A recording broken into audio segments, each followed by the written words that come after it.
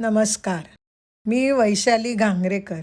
आज आपण पाहूया संत तुलसीदास, उत्तर भारतातील हिंदी भाषिक महाकवी.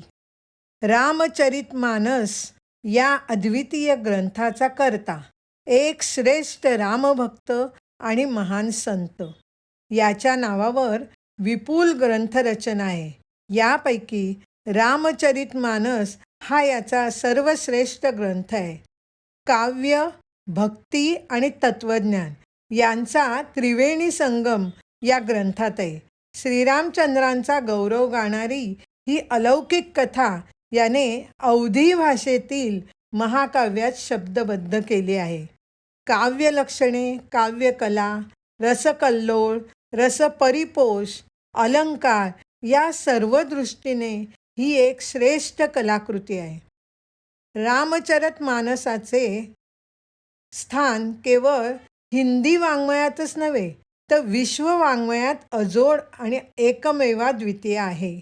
उत्तर भारत याने राममय करून टाकला.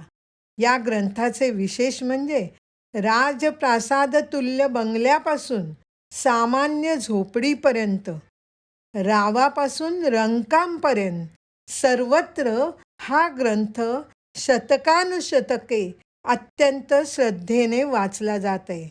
याने श्रीरामचंद्रांचे चरित्र अत्यंत रसाळ भाषेतून जनसामान्याच्या पुढे आणले.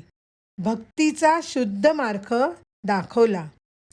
परहित सरिस धर्म नाही भाई, परहित सरिस धर्म नाही भाई, परपीडा सम नाही अधमाई, परपीडा सम नाही अधमाई. धन्यवाद.